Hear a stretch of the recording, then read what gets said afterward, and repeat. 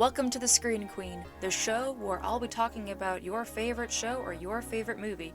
You'll just have to find out what you're about to know. This is your Screen Queen, your host, Samantha Parrish. Well, hello there, and welcome back to the show. As always, I am your lean, mean, movie-talking machine, your Screen Queen, Samantha Parrish. There really is no other way to describe The Fisher King as anything except perfect. We all have our certain definitions of what makes a movie perfect, whether how it impacts us or how it impacts society. The Fisher King is something that hits the check marks on all of that. Every time I go on IMDb, I've always seen 10 out of 10. Was something praised like that, it makes you wonder, well, how come The Fisher King isn't known about? Well, The Shawshank Redemption is also clarified as a perfect movie, but it also didn't really get its accolades. I mean, shit, it was more popular at Blockbuster than it was at the movie theater. Then the same thing goes for The Fisher King. It's one of those films that did its thing and then just kind of fell into the abyss of the 90s, but it was never forgotten. It still lived in the minds of many people that I have talked to about this film. It's so powerful that it literally cannot be forgotten. That should be a cue pointer for why this is something that's so perfect. This film tackles everything from PTSD, trauma bonding, triggers, LGBTQ. You could throw a dart at any theme that you can think of, and The Fisher King has probably tackled that. If The Fisher King could find a way to save a basket of puppies, I'm pretty sure it could. That's the kind of praise that you're going to be in for in this episode. So let's dive into the film that's going to have you going, this is the guy that made Monty Python? This is The Fisher King. So before I get into what makes The Fisher King a perfect movie, what is this movie? I'm pretty sure a lot of my listeners are wondering that because it is not really a known title. And many people that do remember it don't really remember except for the fact that there's a lot in the film. So here is your semi-synopsis. The Fisher King follows a guy named Jack who is a shock jock. This man does anything and everything on the radio. What he says goes. He just lives by the seat of his pants. And he's got everything. Until it all went away one day. One of his listeners on his show took his advice about just going for it. And Jack has no idea that he has accidentally told a mentally unstable man to go pursue what he wants. And the man takes a shotgun and goes to a nightclub, and 12 people are dead as a result of his actions. And as a result of the shooting, Jack's show is no more. And just like the song, he's hitting the road, and now he's had to spend the next 3 years of his life as the owner of a used video store and living in the store as well as living his life just hitting bottles left and right. And he goes to the bridge and he's gonna jump. He's got nothing left. He had everything and now he's got nothing. But before Jack can do so, he is attacked by 2 hooligans. And so, life can't get any worse for Jack, right? Well, actually, it goes a little bit weird for Jack. A homeless man comes to save him. And the homeless man is played by Robin Williams. And after he's saved by Perry, he ends up finding out from one of the people that knows Perry that Perry used to be a professor. And Jack's wondering, well, how did he go from being a professor to being a homeless man spouting nonsense about the Holy Grail? And Jack is informed that Perry used to have a wife who was killed in the shooting. So now Jack has no choice. He literally has no choice except to see how he can be able to help Perry. He feels indebted to Perry that his wife is dead as a result of his show. And Jack's not really a warm-hearted kind of guy. He's doing stuff he normally would not do because of the selfish lifestyle that he had. So now, how is Jack going to redeem himself, and is Perry ever going to be okay? That's the questions to ask yourself when you watch The Fisher King. You're seeing 2 people that are going for a lot in their mental health. There's a lot that goes into their characters that I'll be saying onto the show, but before I get into that, I want to talk a little bit more about why this movie works on so many levels is because it has so many genres. If anyone recalls the episode I did about the film Ghost, I had also gone into detail about how Ghost works because it's not just a romance movie.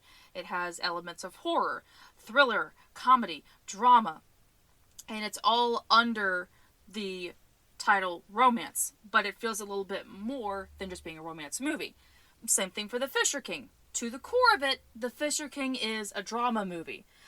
But the way that I have talked to people about this film, they've also labeled it as different genres because of the certain scenes within the film. There are some moments where it feels like you're watching a psychological thriller. There are some times that you feel that you're watching just a romance movie with some of the romance in the film between all of the characters. There are elements of comedy because Robin Williams is in the thing. Of course you're going to have comedy. And then there is a subgenre of fantasy into the film. And fantasy has been a genre term thrown around to define The Fisher King, despite the fact that it is not a fantasy movie. But it does have fantasy moments where something is going through Perry's mind and you see what he's seeing. And it does have a fantasy feel to it that does go hand in hand with the fact that his mind is becoming unstable, and with the fact that it's surrounded a lot with the whole talk of the Holy Grail. You would need to have some kind of fantasy feel to feed into what Perry's mind is like, but then it also goes into the whole thing about the Holy Grail. You do need to have some kind of otherworldly feel behind it that is going to have it be a line between fantasy and reality, but in terms of the twilight zone that exists of where your mind is going to different territories of things that don't quite make sense. And with the way the fantasy moments are depicted in the film, it does truly feel like we are seeing into Perry's mind, and the way that things have a very, very scary look to them that makes you wonder, am I watching the same movie? This is The Fisher King, right? But it's done so well that it still stays the course to the identity of the film without straying away. All of the genres within this film feel balanced, so that way it can jump from genre to genre, and the moment is encapsulated by the specific genre that needs to take over for that certain scene. That's why The Fisher King has so many genres to it and why it works on so many levels, because it needs to go to certain levels to depict something in the film. There are many extremes that this film goes to depict what PTSD is like and what coping mechanisms are like. And everyone's mind is different, but there is a hell that exists within PTSD for what that specific PTSD is going to be like for someone. And I mentioned this before in my last episode I did about the film No Escape, where that also had a depiction of what the inside of PTSD looks like. When we see the character Perry going through a PTSD episode with the way that the camera does extreme close-ups, so we get like this fear we see in Perry's eyes, and what we're seeing through Perry's eyes when he sees this like chariot rider that is on fire, which goes hand in hand with the fantasy element that we're seeing something so severe that we're not just seeing him cower and don't know what he's looking at, and we do know what he's looking at. We see the inside and the outside of everything going on, where he's running away from something that technically doesn't exist. But with the fact that the Fisher King has that imagery in a fantasy sequence, it really does encapsulate on what his mental health is like. That's the world of Perry right now. PTSD in a way does feel like a nightmare, and it's a nightmare that's going to be kind of parallel to that person for whatever defines them or what they're into. Because Perry was a professor and he was talking all about the Holy Grail, he's going to be seeing something that parallels what his life used to be like, where fantasy and reality is crumbling around him. And who better to depict that than Robin Williams? So that's where our next point is going to be going into, is the amazing cast. Now, with Jeff Bridges playing Jack, I have never seen a movie where I didn't like Jeff Bridges.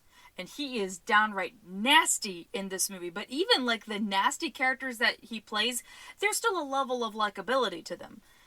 This man has been in everything from Thunderbolt and Lightfoot with Clint Eastwood, and of course, what was it? There was Blown Away, and Iron Man, where he played Obadiah Stane, and I think he was recently in a show called The Old Man. The man has had a very, very impressive career with what he's able to dive into. But this is by far the scuzziest character that he's ever played. And to see the scuzzy character go into a redemption arc, you really do feel the redemption arc with the many different layers. Even those layers have layers with what Jeff Bridges gives to Jack. And it's quite remarkable to see his dynamic with everybody. Everyone has perfect chemistry with each other. Whether it's him and Robin Williams, or him and David Hyde Pierce, who's in there for a hot second, or him and Mercedes Ruehl, who, oh my god, let me just talk about her real quick. Mercedes Ruehl. Oh lord, oh my gosh. So this woman is so underrated, but she has been a part of your childhood and didn't even know it. I was so shocked to see her in this film, and I kept thinking, I know this woman. I absolutely know this woman from somewhere. And I was shocked to find out that she was Mrs. Baskin, who played the mother of Tom Hanks's character in Big, and she was also in the film Lost in Yonkers, that I also lived in the back of my mind, but I totally didn't even know that that was her in the film, where she played the zany aunt. And seeing her in The Fisher King, it's like, wow, now everything's coming together, that I've seen her in so many things, even if I didn't remember her name, but her performances are so good that they are unforgettable. And that really does tie into the film having that unforgettable feeling, and she is a part of that unforgettable feeling. There's a lot with her character being this devoted girlfriend that does not take shit from anybody, but she doesn't jump to conclusions. That is how you write female characters. I absolutely love the way that she's written to be a strong, independent woman, and feels like a strong, independent woman, and has her head on right. There are times with her in the movie where she's so frustrated with Jack, but she is still willing to listen no matter what it is that he's going through. She's a devoted woman, an absolutely amazing character, and it's one of the best things about this film is that you have two strong male leads, and the female leads are just as strong as the male ones. That's a lot for 1991. And of course, with the main headliner of the movie, Robin Williams, it's strange how The Fisher King is not defined as a Robin Williams movie. Any movie that is graced by Robin Williams automatically becomes titled as, oh, that's a Robin Williams movie. But because you have him, Jeff Bridges, Mercedes Ruehl, Amanda Plummer, it has such a powerful performance that the movie's not defined by its actors. Again, that's how good it is at things that you would think define it with its cast, director, or the plot, that The Fisher King is not famous not because of those reasons, but for how powerful the story itself is, and everything around it just elevates it even more. But, with that said, I am quite surprised that as much as Robin Williams is known for his dramatic roles outside of comedy, this is one dramatic role that does not get talked about enough. His dynamic with Jeff Bridges is, chef's kiss, amazing. But, still, the kind of character he plays in here, deviating away from the usual comedic stuff, while also still having comedic moments, it's weird how it's not mentioned enough with how he really does give a amazing one-of-a-kind performance. Everything else is also a one-of-a-kind performance, but this touches differently than the other performances that he's done. With this coming out in 1991, it is technically the first dramatic departure away from comedy. He also did do Good Morning Vietnam, which has been mentioned that was his first one, but realistically, The Fisher King was where he started to expand a little bit more into different territories to play Perry. This was kind of like our appetizer before we would have his performance in Good Will Hunting. I was telling my grandfather about this the other day, that without The Fisher King, we would not really have the future performances of what Robin Williams would do in the drama department. And this is a very unique performance with the fact that The humor that Robin Williams brings to Perry doesn't dominate his character. A lot of the tragedy behind Perry is echoed more with the amount of tragedy that Robin Williams puts into the character. He really does go above and beyond to play outside of his usual stuff. Whenever he improvs a character, it's usually the comedy is improvised, but he just went with the character. He just kept going to see what else he could feed into this character. It wasn't going to be like the usual Robin Williams characters where the humor he puts into the character is supposed to get the character through the dark moments. But in this, the comedy is a mask for the dark moments, which really does feed into each other very well. You can see how this is truly a one-of-a-kind Robin Williams performance that is a great addition for the film, but it just takes up a half of the film. Everything is very equally balanced for what Jeff Bridges gives to the film as Jack and what Robin Williams does for Perry, the other supporting characters, but by far, the best and most shocking is another supporting character, which I'm about to go into the next point that I have told a lot of people, and they're so shocked to find this out. There is another actor in the film that kind of feels like a sidekick to the dynamic duo of Jack and Perry. I'm about to look his name up right now on IMDb because his name escapes me because I only know him for another TV series, which you'll see why. Let me see, what was his name? I don't know why it's escaping me. Come on, where are you, dude? Oh, there he is. Michael Jeter, who plays the character, the homeless Cabernet. Doesn't even have a name, but this man is unforgettable. If you don't know who Michael Jeter is, I'm going to give you I'm going to tell you, and you're going to be shocked. Mr.Noodle from Sesame Street. Specifically, Elmo's world, but I was so shocked to find that out. I was so shocked. The stuff that this side character does really does prove how well this film is so thought out, that even the side characters have a powerful presence, that their story and 100% is given. Michael Jeter has a great sequence in the film where he has to deliver a telegram to a woman that Perry has a crush on. He dresses in full drag and gives this top-notch Broadway performance, and wow, this man was so talented. I have never remembered a speaking performance from this man because I grew up with him being a mute character. He did a lot of slapstick comedy on Sesame Street, but he was still so recognizable to see him in the film to go, oh my gosh, it's Mr. Noodle. If you have ever seen this movie, or if you've never seen this movie, once you see Michael Jeter's character, you will never be able to forget him. And it's going to make you look... It's gonna make you look a little bit different in Mr. Noodle now. Like, Mr. Noodle, no wonder you were quiet on Sesame Street. You would have stolen the show! But Michael Jeter's performance in this film for a short time is almost as interesting as another cameo in this movie with an even shorter time run. Tom Waits is in the film as another homeless person. That kind of shocked me. When I first saw the film, I'm like, okay, I know this guy. I absolutely know this guy. Mr. Noodle, that was a dead giveaway, but this one, I'm like, I don't know. And then when I looked it up and found it was Tom Waits, I'm like, oh, no wonder. I've never heard you talk, I've only heard you sing. So, it's kind of a funny thing. Look at the cameos. You have one person who's known for being a mute character in a TV show, and then you have another guy who's known for singing, who's not known for acting, and it makes you do your homework to find out who these people are.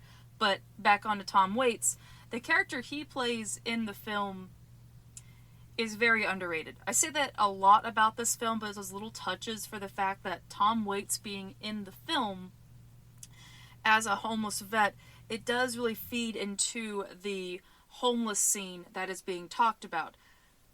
The fantastic sequences in this film to show the hustle bustle of the city, for how people are so busy to not even see this other downtrodden world going on, when people are so busy passing by and there are homeless people asking for money, or they're just asking for, something to help them get through the day, and seeing the duality between the successful and the ones that have lost everything. And then there's Jack being caught in the middle, being a dude who had everything and lost everything, and he's paying attention to people he would never pay attention to. And the way that he interacts with Tom Waits' character really does take us further into understanding people that have lost everything, that they might not be crazy, they might not have drug problems, they could just have problems coping with their own PTSD, and they live with it every day. And Tom Waits' character talking about what that's like to lose everything and just keep going every day, that he's got a good head to shoulders. He just accepts this is the way that his life turned out to be, and has like a normal conversation with Jack, and it makes Jack think, I really have judged these people wrong all of my life, that they're all not crazy. There are some out there that are just trying to just live with what happened, just like we all are. And that makes that defining mood point for a lot of the characters, to see this humanity factor playing a big role into the film. This film works for so many levels to see these crazy, fantastic moments, but it's complemented with these nice, quiet moments where you can be able to digest what the characters are saying. This film really knew how to balance out having these crazy, zany moments and then having these just quiet, sensitive moments. And Tom Waits' scene in there is an example of that. Now, with a cast like that, and even the cameos that play an important role in this film, the one thing that I was very surprised to find out that did not make any sort of cameo in the film is anyone from the Monty Python production. I mentioned earlier in the episode that Terry Gilliam is the man who directed the movie. And if anyone is familiar with Terry Gilliam making Monty Python, then you know that he is a British director. So he's making a movie in America. Something of which he broke a promise to himself that he would never do, which is so funny to find that out. But I also really applaud the fact that Terry Gilliam did not put any Monty Python actors in the film. As much as it's nice to appreciate your roots and where you come from, and to still be able to give any actors a job that were in previous work of the director to tie everything in, it would have been very distracting. Look at something like Ed Sheeran in Game of Thrones, where he did good, he just did his thing, as Ed Sheeran does, but it was so distracting it caused a controversy. If we did see any of the Monty Python actors in The Fisher King, it would have distracted from all of the elements of the film. This is a movie that puts everything in the kitchen sink in there, and you still don't feel overtaxed to go into these different dichotomies with the shifting from extreme moments to sensitive moments. And then if a Monty Python character was thrown in there, it would have disrupted the flow of the film. This was already a fresh, new project for Terry Gilliam, and this was something that he had been working on for quite some time. And there were some things that was put in on the spot. Some things that took a while. Some things that took a whole day. Which is the next scene that I want to highlight, and one of the most important scenes of the film that really represents what The Fisher King is the subway scene. Now, the subway scene, to paint the picture for you, is... I can't even give a certain word to define how great it is for the way that I'm about to explain it, and you'll find out why I can't even use a term. So, Jack finds out that Perry is, I would say, infatuated, healthily infatuated with this one girl that he sees every day. Perry is played as a character that could have been super fucking creepy, but because he is going through his own shit, and he's just having this one moment to himself where he is in love with this girl, but Jack's like, well, I'll go along with you to see what she's about. Maybe I can help you get with her or something. Because Jack doesn't know what the fuck he's doing, but Jack's gonna try. And so, as they're following the girl to the subway, this moment comes up where the lights just go dim, and Perry is slowly walking towards Amanda Plummer's character. And everything around them begins to change. The strangers that they are passing through begin to dance with each other, just going hand in hand and doing a perfect waltz that is perfectly in sync with the other passengers. It just looks like you're seeing some kind of like digital wallpaper, and it's so shocking to find out that this is not CGI. Everything was planned perfectly to get the lights perfected, to have everyone dance in sync with each other, to have Robin Williams going step in step to get closer to Amanda as the music begins to rise, because there was live music playing during that moment. Everything had to be timed perfectly. And that scene just began as an afterthought idea. In the Grand Central Station scene, Terry Gilliam was trying to figure out like how the scene was going to go to have this gradual shift change to go from reality and into fantasy.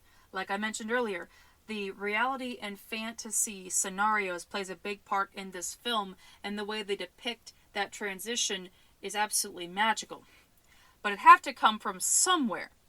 And he had said, wouldn't it be nice if in the middle of this rush hour, because people were just running past each other, if they passed somebody, they glanced to their left or right, fell in love and started waltzing?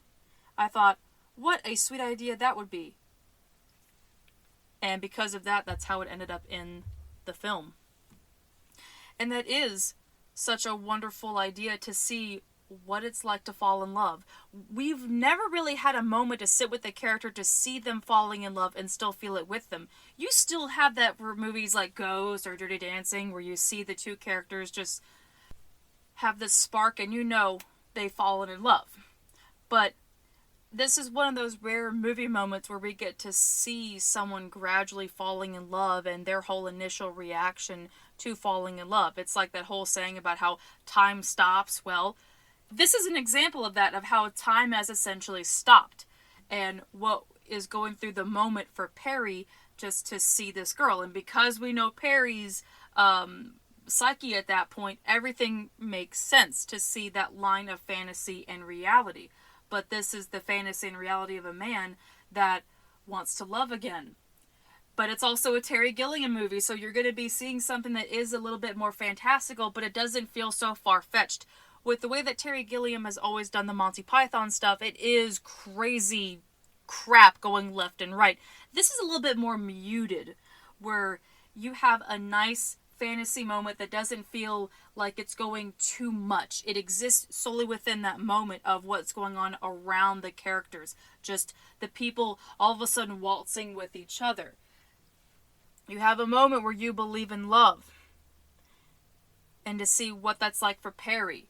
And in a way, it kind of goes to the audience members as well, to have that feeling like captured of what it's like to fall in love.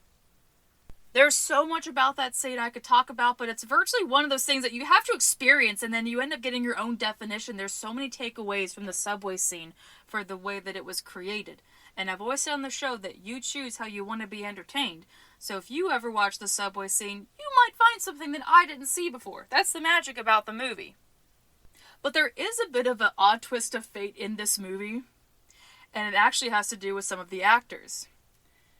During one of the beginning scenes of The Fisher King, where Jack is about to jump off the bridge, and I mentioned that there are two hooligans that are attempting to attack him. And then Robin Williams comes in, saves the day, and says, "Unhand that handsome stranger!" And one of the hooligans is Dan Futterman, who would eventually play Robin Williams' son in The Birdcage, which is another movie that I have covered back in April.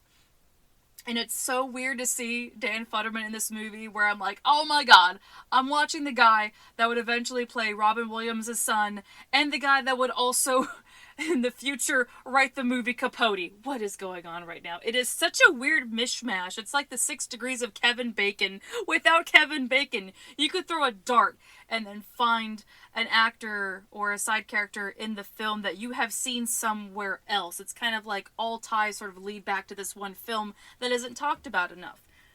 And there's so many new things just to discover every time you watch The Fisher King, whether you see it for it being a time capsule of the 90s, or to see it for having its mental health messages, or something outside of Monty Python. There's so many elements behind this film, and yet it still doesn't feel like I'm being overtaxed with having so many connections to this film. It's honestly hard to pinpoint what my favorite scene is from this movie. If it really came down to it, I'd have to say that everything from beginning to end is wonderful, but there are some scenes that still stand out for me to see the gradual growth of all of these characters. One of my first examples is near the beginning, where the homeless cabaret man that is played by Michael Jeter that I mentioned earlier is being taken to the clinic begrudgingly by Jack, who doesn't want anything to do with it. He just wants to help Perry. He did not ask to be involved with taking a gay homeless man to the clinic. And because all these characters have their own crap that they're going through, and they explain the best parts of their life, and the homeless cabaret dancer goes on to talk about some of his favorite things, and he goes this big giant expressions, and he gets so animated with his hands, and he's sitting in Jeff Bridges' lap, and I love the look on his face that he went from kind of being disgusted, like, oh man, I have this skinny man in my lap, what am I doing with my life? And then you see him go to, oh, tell me more. He's acting so interested while he's still holding this man in his lap. It is such a wild scene, but it works so well for having these very bizarre moments feel normal with the way that we've gotten to know these characters, that it's something that we would never imagine for ourselves, but with the way we see it, it's like, okay, yeah, I buy it. That could definitely happen in real life. Life is strange in so many ways for what ends up happening to us, for what we go through. And another one of my favorite moments is the dinner scene, where the whole thing with this movie that I mentioned is that Jack is trying to find redemption, and the only way is to somehow help Perry get the girl. And somehow, some way, he makes it happen with the assistance of his very devoted girlfriend that is absolutely done. And they're all having dinner together. And I like how it's a scene where there's a lot of noise going on, but it also feels like a quiet, intimate moment at the same time, where the girl that Robin Williams' character is in love with she has her own unique bizarreness to her that complements Perry's bizarreness, even though he has a legitimate reason for being bizarre, that it's coping mechanisms. His character has not gotten better yet, or hasn't gotten to a healthy status for his mental health, but it's just a moment where he's happy. He's not in his demons. He's not getting triggered. He is just content. He's happy. For a moment, nothing is going wrong. And he gets to have a nice dinner with the girl, and he does his usual bizarre stuff where he's kind of playing with the noodles and singing Lydia, oh Lydia. And Jack and his girlfriend Anne are kind of babysitting the date in a way, but at the same time they're also enjoying the moment. We know Jack does not get out that much, and he basically only has human contact through his girlfriend, who puts up with his shit. She's a trooper. Jack has his own way of affection, and we know that Jack is capable of affection. He's starting his road to redemption. He's starting to be a better person, and in turn, he is being a better boyfriend to Anne.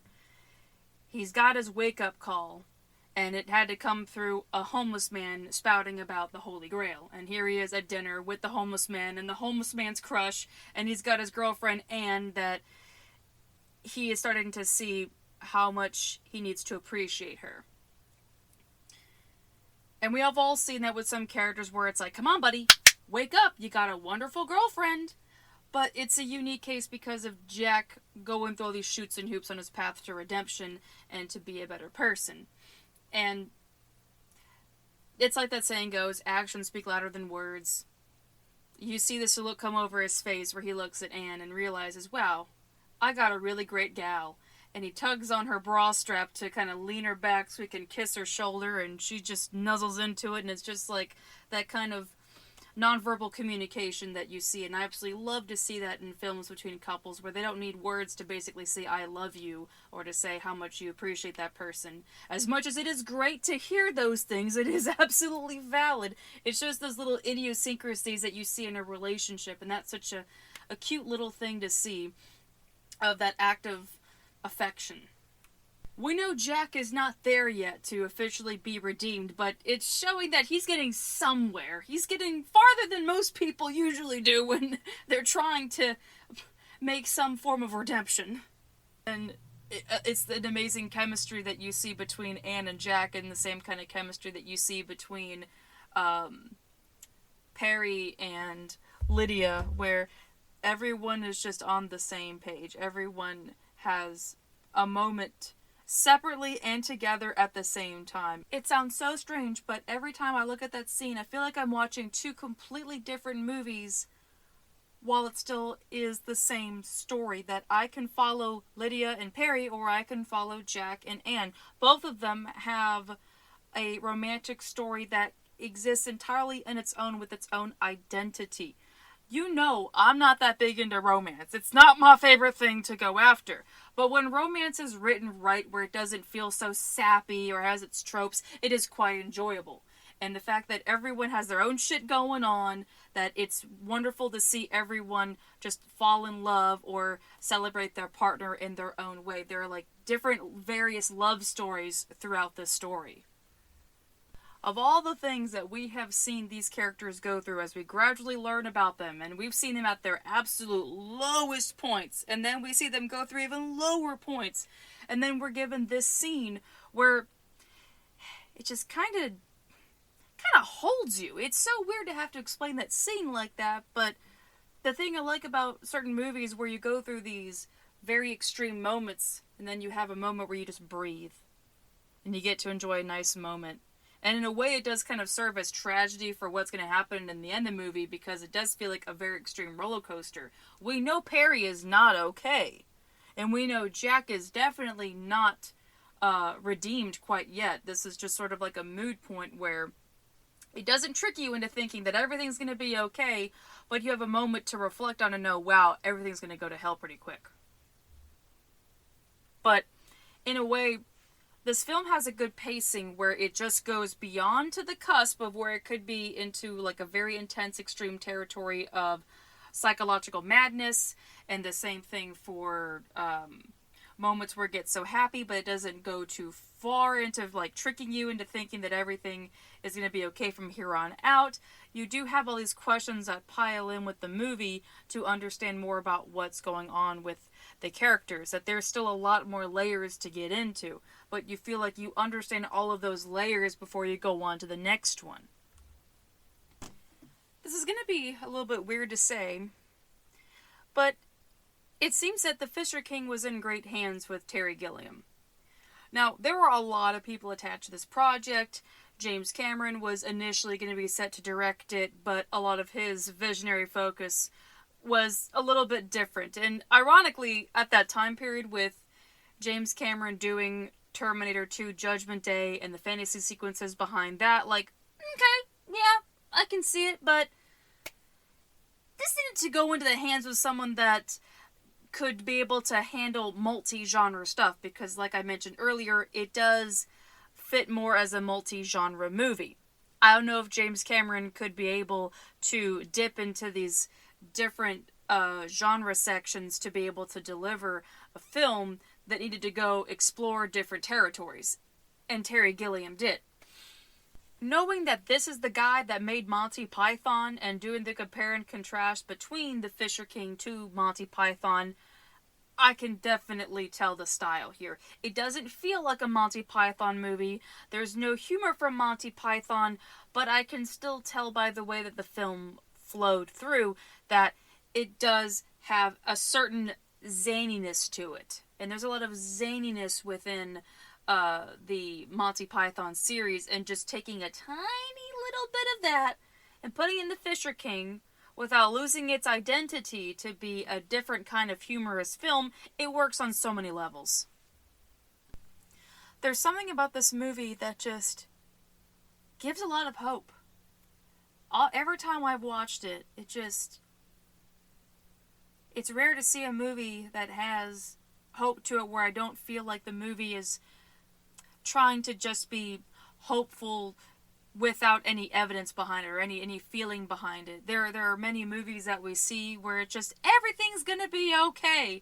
With this movie, you know everything is going to be okay eventually. There's a lot that goes into getting over a traumatic event. And this is one of those rare films that does depict what that is like to have to go through it day by day until you finally do find peace in life. And you have two characters that are essentially trying to find peace. Jack is trying to find peace, and he does go through a lot of shoots and hoops to be able to learn how to be a better person. And the same thing with Perry, where he is trying to get through the puzzle of his own mind to finally cope with his wife's death. And some of the other characters that are also dealing with their own shit in life that you do see what they have to go through. There are characters that have gone through hopeless moments, and you see that they're going to be okay, but it doesn't feel like it was shoehorned in. You really got to know these characters and have a fulfilling and fitting end to see that their arc is completed, that they're going to be okay. You might not know what the rest of their life is going to be like, but you saw that they got through what they went and had to accomplish. And in a way, that whole Holy Grail plot that's into the film does feed into like a fill-in-the-blank scenario, if I will, where we all want to achieve something in life. There is some prize that we all want, and the Holy Grail is like a heavy significance in this film for the prized accomplishment of all the character, that it felt like it was more than just getting the Holy Grail. It was finding peace and redemption. But that Holy Grail sort of signified for many other different characters. It's like what the Holy Grail is to me, or what the Holy Grail is to you. And yes, there is a legit Holy Grail in the movie, but seeing the way these characters overcome everything, and you truly feel that they have accomplished what they need to be in order to be okay with themselves, and to get their other people, and to have them be there for other characters, and you see how they all really come together. It's one of those rare movies that you see in a 2-hour time limit that it kind of feels like you saw several different stories at the same time, and you got to enjoy every single part of the ride to get to know these characters. And then when it's all over, it's like, shit, what do I do now? I've just spent time with these people that went to hell and back, that I feel like I got to know personally, or that I empathized with completely. And it felt like the wildest ride of my life, and I feel okay. It's weird to say it like that, but it is one of those films that does have that feeling afterwards. I don't know what that feeling will be like for you when you watch The Fisher King, or if you have to rewatch The Fisher King, but it's one of those films you can just go back and over again, and you find new things to appreciate, and things that give you hope into a hopeless world. And that one day, you will get your Holy Grail, and you will find whatever it is that gives you peace, or to keep your peace, or anything there is in life.